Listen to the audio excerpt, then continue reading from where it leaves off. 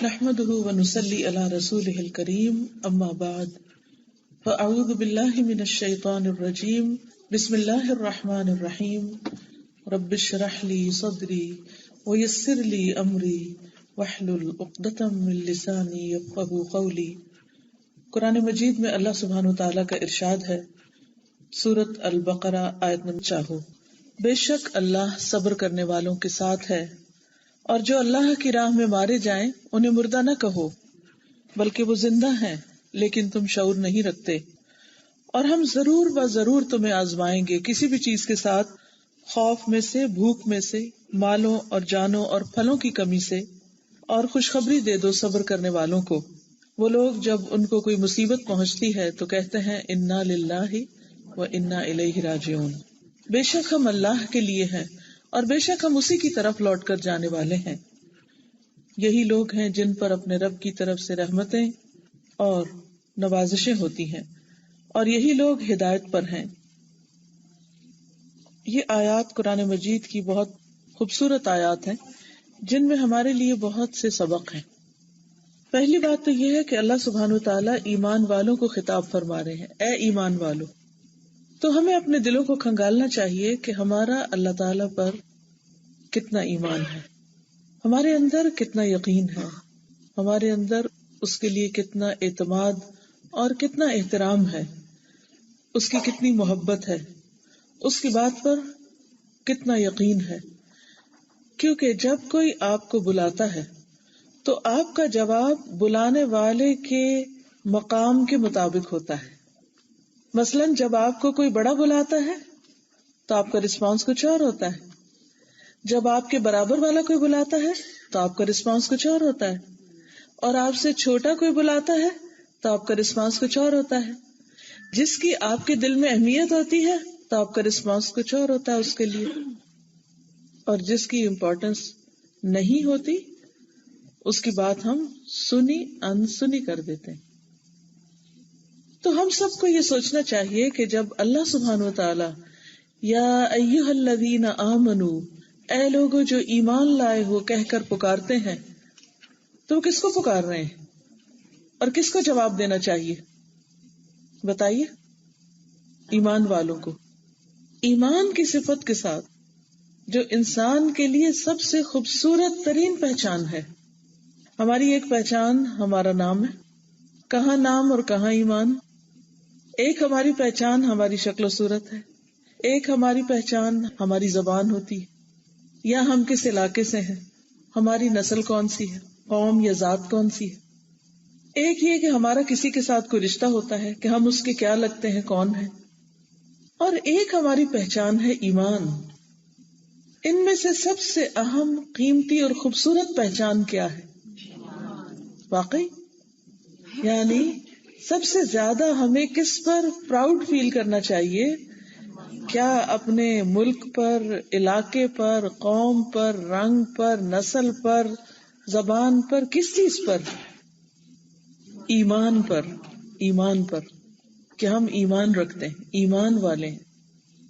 تو جب اللہ سبحانہ وتعالی ہمیں یا ایھا الذین آمنوا کہہ کے پکارتے ہیں اور ہم ایمان والے ہیں، اور ہم ان سے مختلف ہیں جو ایمان نہیں رکھتے، جو اپنے رب کو نہیں مانتے، جو اپنے خالق کو نہیں مانتے، جو اپنے محسن منعم کو نہیں پہچانتے، تو ہم ان سے فرق رکھتے ہیں کس بنا پر؟ ایمان کی بنا پر۔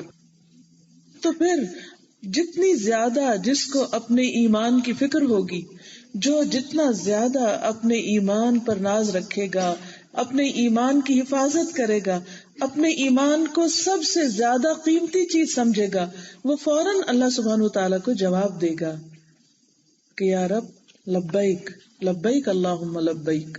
یہ جملہ اگرچہ ہم حج یا عمرے پر جاتے وقت بولتے ہیں، لیکن دراصل یہ ہمیں ہر اس موقع پر بولنا چاہیے جب اللہ تعالیٰ کی طرف سے ہمیں کوئی حکم مل رہا ہو، جب ہمیں پکارا جا رہا ہو۔ آپ کو یاد ہوگا کہ جب اسکول میں آپ کی ٹیچر آپ کی اٹینڈنس لیتی تھی تو آپ کے نام کے بعد آپ کیا کہتے؟ لبیک۔ یس کہتے ہیں انگریزی میں، عربی میں کہتے ہیں لبیک، اور اردو میں کیا کہتے ہیں؟ حاضر حاضر، I am there, I am listening. تو جب اللہ سبحانہ تعالیٰ آپ کو پکارے تو آپ کا جواب کیا ہونا چاہیے؟ لبیک یا رب، میں حاضر ہوں، فرمائیے، آپ مجھے بتائیے کہ مجھے کیا کرنا ہے، اس موقع پر میرے لیے کیا حکم ہے، آپ میرے لیے کیا چاہتے ہیں؟ لبیک، میں حاضر ہوں اے رب، کیونکہ میں صاحب ایمان ہوں، میری پہچان ایمان ہے، اور مجھے اپنے ایمان سے سب سے زیادہ محبت ہے، اپنے نام سے بڑھ کر، اپنی شکل سے بڑھ کر، اپنے سٹیٹس سے بڑھ کر، اپنے علاقے، اپنی قوم، کسی بھی بنا پر. کیونکہ جب ہمارے اندر ایمان سب سے قیمتی چیز ہو جاتا ہے تو پھر ہم اس کے لیے جیتے اور مرتے ہیں. لیکن جب ہمارے لیے کوئی اور چیز زیادہ محبوب ہوتی ہے، مثلاً ہمارے بچے، تو پھر ہم ان کے لیے جیتے مرتے ہیں. کوئی قوم، تو پھر ہم اس کے لیے جیتے مرتے ہیں. حقیقت یہ ہے کہ انسان کی زندگی اور موت اسی کے لیے ہوتی ہے جس سے وہ سب سے بڑھ کے محبت کرتا ہے، اور وہ چیز اگر زندگی سے نکل جائے تو پھر اس کے جینے کا مزہ ختم ہو جاتا ہے. اسی لیے بہت سے لوگ ڈپریشن کا شکار رہتے ہیں، یا غمگین رہتے ہیں، یا دکھی رہتے ہیں، کیونکہ وہ مخصوص چیزوں کے لیے جیتے ہیں. وہ اللہ کے لیے نہیں جیتے. لیکن جو اللہ کے لیے جیتا ہے اور جس کے سارے کام اللہ رب العزت کے لیے ہیں، پھر اس کی زندگی میں بڑے سے بڑا نقصان بھی ہو جائے تو بھی وہ مطمئن رہتا ہے، تو بھی وہ اللہ کی رضا پر راضی رہتا ہے. تو جس انسان کے دل میں رب بستا ہے، جو اللہ سے سب سے بڑھ کر محبت کرتا ہے، تو اس کا رب کیسا ہے؟ جس کو کبھی موت نہیں، جو ہمیشہ سے ہے، ہمیشہ رہے گا، جس کو کوئی فنا نہیں. کل من علیہا فان ویبقى وجہ ربک ذی الجلال والاکرام. ہر چیز فنا ہونے والی، اور تیرے رب کی ذات یا تیرے رب کا چہرہ باقی رہنے والا ہے، جو ذو الجلال والاکرام، بڑے جلال اور اکرام والا ہے. تو اس لیے پیاری بہنوں، اپنے دل کا جائزہ لیں کہ میرے دل میں سب سے زیادہ اہمیت کس چیز کی ہے، مجھے سب سے زیادہ دکھ کس بات پر ہوتا ہے. اچھا، ایک یہ بھی ہوتا ہے کہ بعض اوقات دوسروں کی نہیں، خود اپنی ذات کی بہت اہمیت ہوتی، اپنی ذات کی بہت امپورٹنس ہوتی ہے. اس لیے اگر دنیا بھر میں کچھ ہوتا رہے ہمیں کوئی پرواہ نہیں، اور جب ہمیں کچھ ہو جائے تو پھر ہم چین سے نہیں بیٹھتے. اسلام کا کوئی دفاع کرے یا نہ کرے، اگر کوئی ہمیں ڈیفینڈ نہ کرے یا ہمیں کوئی کچھ کہہ دے تو ہم بہت مائنڈ کرتے ہیں. لوگ اللہ سبحانہ تعالیٰ کے بارے میں برے برے الفاظ کہتے رہتے ہیں، اس پہ شک کرتے ہیں، اس کے فیصلوں پہ ناراض ہوتے ہیں، ہمیں کوئی تکلیف نہیں ہوتی. لیکن اگر کوئی ہمارے ڈیسیژن کو ویٹو کر دے یا اس کا انکار کر دے تو ہم کو بہت تکلیف ہوتی ہے. تو یہ ہمارا ایک امتحان ہے کہ ہماری زندگی میں سب سے اہم کون ہے، سب سے زیادہ امپورٹنٹ کون ہے، سب سے بڑھ کر محبت کس کی ہے، سب سے زیادہ بڑا ہمارے لیے کون ہے کہ جس کی بات ہم ٹال سکتے ہی نہیں، جس کی بات کا ہم انکار کرنا چاہتے ہی نہیں، کیونکہ وہ ہمارے لیے سب سے بڑا ہے. وہ حکم دے، وہ بلائے کہ آؤ نماز پڑھو، تو ہم بیٹھے رہ ہی نہیں سکتے. ہمیں چین ہی نہیں آئے گا، ہمیں نیند ہی نہیں آئے گی جب تک کہ ہم اس کے حضور سجدہ نہ کر لیں. وہ بلائے کہ آؤ مجھ سے مانگو، میں تمہیں دیتا ہوں، تو ہمیں کسی اور سے مانگنے میں مزہ ہی نہیں آئے گا، کسی اور سے بات کرنے کا مزہ ہی نہیں آئے گا، کیونکہ ہمارا رب ہے نا. لوگ تو سو جاتے ہیں، وہ تو نہیں سوتا. لوگ سن کے بور ہو جاتے ہیں، وہ قطعاً بور نہیں ہوتا. لوگوں سے ڈر لگتا ہے تو ہم ان سے بھاگتے ہیں، اللہ سے ڈرتے ہیں تو اس کی طرف بھاگتے ہیں، اس کی طرف جاتے ہیں. وہ اتنا پیارا رب ہے کہ جو اس سے ڈرنے والوں کی اور زیادہ قدر و قیمت بڑھا دیتا ہے اور انہیں اپنے دامن میں، اپنی رحمت میں پناہ دیتا ہے. اس لیے آج ہم نے یہ فیصلہ کرنا ہے کہ ہم اللہ کی بات مانیں گے یا نہیں، اور اس کو کیا مقام دیں گے اپنی زندگی میں، اور اس کے کسی بھی حکم پر عمل کرتے ہوئے ہمیں کوئی مشکل نہیں، کوئی کنفیوژن نہیں، اور کوئی جھجک نہیں، اور ہمارے اندر کوئی ایسی رکاوٹ نہیں. جہاں محبت ہوتی ہے نا، وہاں سارے بند دروازے کھل جاتے ہیں، وہاں ساری رکاوٹیں ختم ہو جاتی ہیں. مثلاً اگر آپ کو اپنے بچے سے محبت ہے اور آپ نے اس کے لیے کچھ کرنا ہے تو آپ یہ تھوڑی کریں کبھی اس سے پوچھیں، کبھی اس سے اچھا میں کروں کہ نہ کروں. نہیں، بس کرنا ہے، دل و جان سے کرنا ہے. اور پھر ہم اپنا مال، جان، ہر چیز، اپنا وقت، اپنی نیند، آرام، خوشی، اپنی دلچسپیاں، سب کچھ قربان کر دیتے. آپ نے ایسی ماں کو بھی دیکھا ہوگا جنہوں نے سالوں لگا کر میڈیسن کی، لیکن جب بچے ہوئے ہر چیز سے بریک لے لی، سارا فوکس بچے ہو گئے کہ یہ نہ ہاتھ سے چلے جائیں، یہ ضائع نہ ہو جائے. کیوں؟ اس لیے کہ محبت تھی نا ان سے. وہ ایک ہائے پکارتے اور ماں اٹھ کے بیٹھ جاتی. وہی ماں جو پہلے گھوڑے بیچ کے سوتی تھی، یہ محبت جگاتی ہے نا. ہم اللہ سے محبت کے دعوے بھی کرتے ہیں، اللہ پر ایمان کے دعوے بھی کرتے ہیں، لیکن اللہ کی بات نہیں مانتے. کتنی عجیب بات ہے. اللہ سبحانہ وتعالیٰ فرماتے یا ایھا الذین آمنوا، اے لوگوں جو ایمان لائے ہو، استعینوا بالصبر والصلاۃ، مدد مانگو صبر کے ساتھ اور نماز کے ساتھ. جب کوئی بات ناگوار گزرے، جب کوئی بات تکلیف دہ ہو، جب کوئی زندگی میں مشکل پیش آ جائے، جب کوئی پریشانی ہو جائے، جب کوئی غم لاحق ہو جائے، جب کوئی چیز جان کے درپے ہو جائے، جب کوئی خوف ہو، کچھ بھی ہو، صبر صبر اور فوراً نماز. میرے پاس آ جاؤ، میں تمہاری مشکل آسان کروں گا. یہ اتنا زبردست سولوشن بتا دیا اللہ سبحانہ تعالیٰ نے. لیکن ہم کیا کرتے ہیں؟ تھوڑی دیر کے لیے سوچئے کہ اگر میاں نے کچھ کہہ دیا آپ کو تو کیا کریں گے آپ؟ فرسٹ ری ایکشن کیا ہوگا؟ پہلے تو ہم رونا شروع کر دیں گے. مثلا ضروری نہیں آپ سب کا ری ایکشن ہو، کچھ لوگ فوراً رونے لگتے ہیں، یہ دوسرے کو بھی بات بتاتے ہوئے میاں کے رونے لگتے ہیں کہ اس نے میرے ساتھ یہ کیا. کیونکہ محبت ہوتی ہے نا، تو ہم چاہتے ہیں کہ ہمیں بھی محبت ملے، تو جب وہ نہیں ملتی پھر ہم روتے ہیں.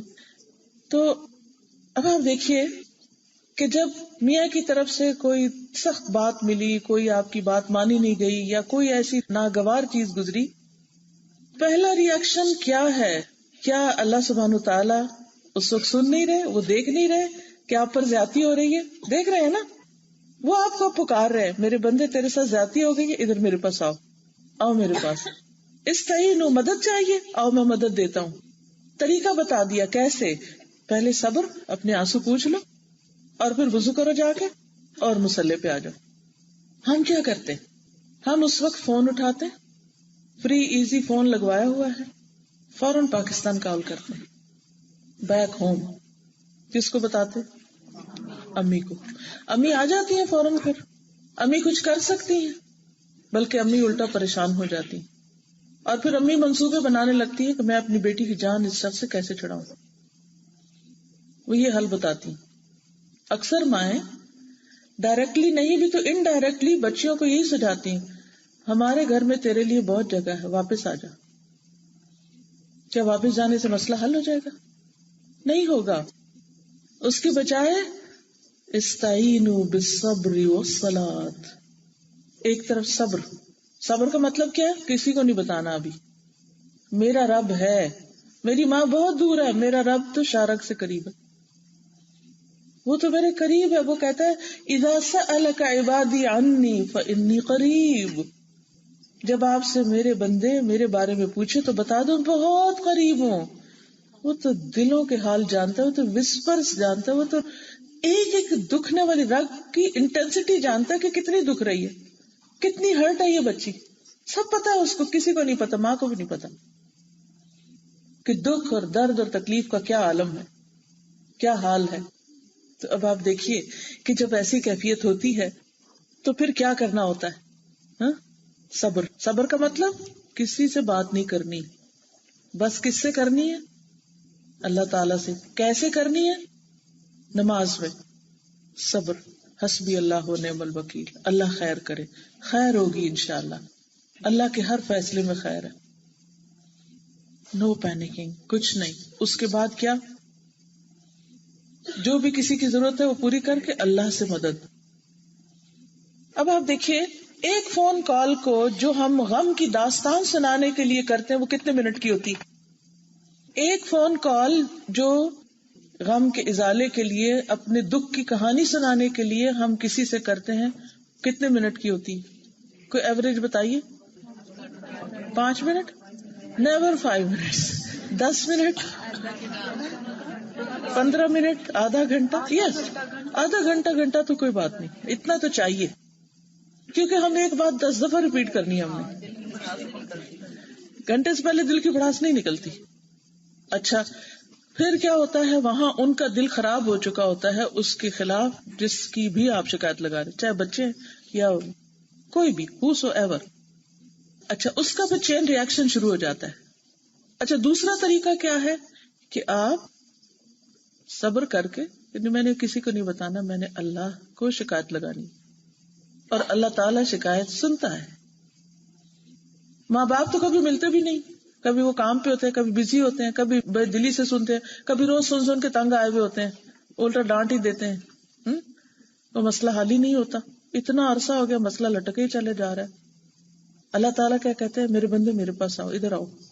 میں نے تمہیں ڈالا ہی مشکل میں اس لیے کہ میرے پاس آؤ. تم مجھے بھول رہے ہو، ادھر آؤ. اچھا 2 نفل پڑھنے میں کتنی دیر لگے گی؟ وضو میں 2 منٹ اور 4 منٹ یا 5 منٹ میکسیمم، یعنی ٹوٹل ٹائم 10 منٹ لے لیں دعا سمیت. 10 منٹ میں اللہ سبحانہ و تعالیٰ کے حضور حاضر ہو کے مسئلہ بتا کے سجدے میں جا کے رو رو کے دعائیں کر کے ساری داستان سنا کے آئیں. اب آپ نے اس کو سنایا جس کے قبضے میں زمین و آسمان، اور وہ شخص بھی اسی کے قبضے میں ہے جس نے آپ کو دکھ پہنچایا، جس نے آپ پر زیادتی کی ہے، جس نے آپ پر ظلم کیا ہے. اور یہ کبھی نہ سمجھے میں تو گناہگار ہوں اور میں تو ایک عورت ہوں، عورت کی کون سنتا ہے اور عورت تو مظلوم ہوتی ہے. آپ کو معلوم ہے قرآن مجید میں سورۃ المجادلہ کے شروع میں آتا ہے قد سمع اللہ قول التی تجادلک فی زوجہا وتشتکی الی اللہ واللہ یسمع تحاورکما. یقیناً اللہ نے سن لی اس عورت کی فریاد. قد سمع اللہ قول التی تجادلک، جو آپ سے جھگڑ رہی تھی، فی زوجہا، اپنے شوہر کے بارے میں. جب وہ آپ سے شکایت کر رہی تھی تو اللہ اس کی بات سن رہا تھا. اب آپ اس کو حل نہیں پیش کر سکے کیونکہ آپ کے پاس ابھی حل تھا نہیں. اس معاملے میں جو اپنے شوہر کی شکایت کر رہی تھی وہ کہ اس نے زہار کے طریقے پر طلاق دے دی ہے، تو ابھی اس پر کوئی حکم نہیں آیا تھا، کوئی وحی نہیں آئی تھی. تو پھر وہ کیا کرتی تھی؟ وہ تشتکی الی اللہ، اللہ کو شکایت لگا رہی تھی، اللہ کے سامنے اپنی داستان اور فریاد سنا رہی تھی کہ یا رب میرے ساتھ یہ ہو گیا، اب میں کیا کروں، میں کدھر جاؤں. اور اللہ سبحانہ وتعالیٰ فرماتے ہیں واللہ یسمع، اور اللہ سن رہا تھا. تحاورکما، تم دونوں کی بات چیت، تمہارا مکالمہ، تمہاری کنورسیشن اللہ کے علم میں تھی کہ وہ کیا کہہ رہی ہے اور تم کیا کہہ رہے. اللہ کے نبی صلی اللہ علیہ وسلم جو تمام انسانوں سے، تمام انبیاء سے افضل ہیں، جو اللہ سبحانہ وتعالیٰ کے محبوب ہیں، لیکن اللہ کے حکم اور رہنمائی کے مطابق ہی کام کرتے ہیں. چونکہ اللہ تعالیٰ کی طرف سے رہنمائی نہیں آئی تھی اس لیے کوئی جواب نہیں دیا انہوں نے اپنے پاس سے، کیونکہ وَمَا يَنطِقُ عَنِ الْهَوَىٰ إِنْ هُوَ إِلَّا وَحْيٌ يُوحَىٰ، وہ اپنی خواہش نفس سے بات نہیں کرتے مگر وہ وحی ہوتی ہے جس کی طرف ڈالی جاتی ہے. نبی صلی اللہ علیہ وسلم نے جو تعلیمات بھی ہمیں دی وہ اللہ کے اذن اور اللہ کے حکم اور وحی کے مطابق دی. اس لیے آپ کے پاس چونکہ کوئی وحی نہیں تھی تو آپ نے آگے مسئلے کا حل پیش نہیں کیا. تو جب اللہ کے رسول صلی اللہ علیہ وسلم اللہ تعالیٰ کی رہنمائی کے بغیر مسئلے کا حل نہیں پیش کر سکے اس وقت، تو پھر باقی عام انسانوں کا کیا حال، جن کے پاس علم ہی نہیں ہوتا، جن کو سمجھ ہی نہیں ہوتی، جن کے پاس کوئی براہ راست وحی نہیں آتی، جن کو کوئی غیب کا علم نہیں ہوتا، جن کے پاس کوئی چھڑی نہیں ہوتی. جادو کی اس لیے نہیں کہوں گی کہ جادو ہر چیز نہیں کر سکتا، یہ بھی ہمارا خیال غلط ہے. جن کے پاس کوئی طاقت نہیں، کوئی اختیار نہیں، ہم ان کے سامنے روتے رہتے ہیں اور ہم اپنے رب کو بھول جاتے ہیں اور اس کو نہیں پکارتے جو سارے مسائل حل کر سکتا ہے. ہم نے سیکھا ہی نہیں، ہم نے کبھی سوچا ہی نہیں، ہم اس کی طرف رجوع کرتے ہی نہیں. جبکہ اللہ کے رسول صلی اللہ علیہ وسلم کیا کیا کرتے تھے؟ جب آپ کو کوئی چیز غمگین کرتی، کوئی چیز دکھی کرتی، پریشان کرتی، آپ کس کے پاس جاتے تھے؟ فوراً نماز پڑھتے تھے. یہی طریقہ ہے، یہی حل ہے. لیکن نماز ہم پر بڑی بھاری، ہم تو فرض نہیں پڑھتے، نفل کہاں سے پڑھیں گے؟ ہم بہت مصروف ہیں، ہمارے پاس وقت نہیں. کتنا بڑا جھوٹ ہے، کتنا بڑا بہانہ ہے. کیسے وقت نہیں؟ لوگوں سے باتیں کرنے اور لوگوں کو چغلیاں کرنے اور لوگوں کو غیبت کرنے اور شکایتیں لگانے کا ہمارے پاس وقت ہے، اور اللہ کے آگے سجدے میں پڑھنے کا وقت نہیں. پھر آپ کی مدد کہاں سے ہو؟ آپ کے مسائل کیسے حل ہوں؟ اور اللہ سبحانہ وتعالیٰ جو آپ کو اجر دینا چاہتا ہے اس مشکل پر جو اس نے آپ پر ڈالی، کیونکہ کوئی مشکل نہیں آتی مگر اللہ کے اذن سے. وما اصابکم من مصیبت فباذن اللہ، اللہ کے اذن سے آتی ہے، اللہ تعالیٰ کے حکم سے آتی. تو جب اللہ ہی نے بھیجی وہ، تو پھر اب دور بھی تو وہی کرے گا نا. امن یجیب المضطر اذا دعاہ ویکشف السوء، کون ہے جو پکارنے والے بے قرار کی پکار کو سنے، جواب دے اور تکلیف کو دور کر دے؟ اِلٰہٌ مع اللہ، کیا اللہ کے سوا کوئی اور الہ بھی ہے، کوئی اور رب بھی ہے؟ بندے بھی آپ کے کام صرف اس وقت آتے ہیں جب اللہ کا اذن ہوتا ہے، تو اللہ ہی کو پکاریے نا، اسی کا دروازہ کھٹکھٹائیے تو وہ پکارتا ہے، وہ حل بتاتا ہے۔ یا ایھا الذین آمنوا استعینوا بالصبر والصلاۃ، مدد مانگو صبر اور نماز کے ساتھ۔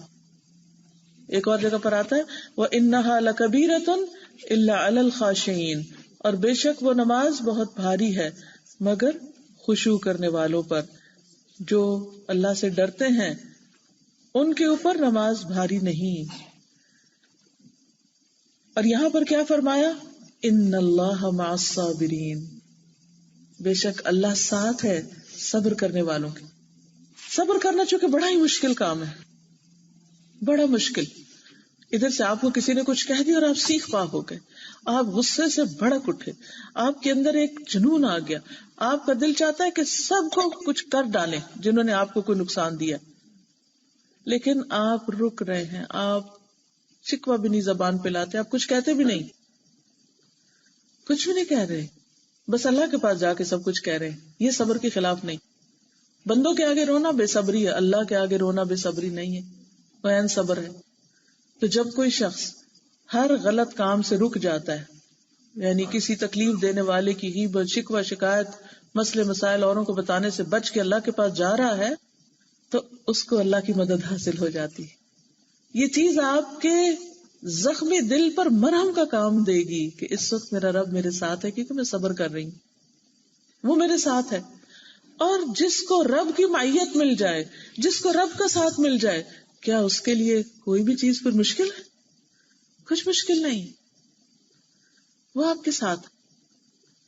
کیا یقین ہے کہ وہ ساتھ ہے یقین؟ یہ یقین جتنا پکا ہوگا اتنا ہی توکل بڑھ جائے گا، اتنی ہی زندگی آسان ہو جائے گی۔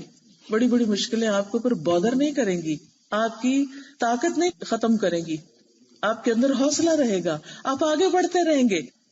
ورنہ اگر آپ تھک گئے تو آپ آگے بڑھنے سے رک جائیں گے، آپ کی پروڈکٹیوٹی ختم ہو جائے گی، آپ اپنے آپ کو نقصان دیں گے، آپ اپنے اعمال کو نقصان دیں گے، اپنے اوقات کو نقصان دیں گے، اپنے گھر والوں کو نقصان دیں گے، اپنے ایمان کو نقصان دیں گے۔ کیونکہ جب انسان غم میں، غصے میں، تکلیف میں، فرسٹریشن میں کوئی غلط حرکت کرتا ہے تو یہ تھوڑی ہے کہ فرشتے ہاتھ روک کے بیٹھ جاتے ہیں، ہائے ہائے بیچارہ اس وقت بڑا پریشان ہے، اس لیے اگر یہ غیبت کر رہا ہے تو اس کو چھوڑ دو، اس کا مت لکھو، نامہ اعمال سے کچھ کاٹو مت۔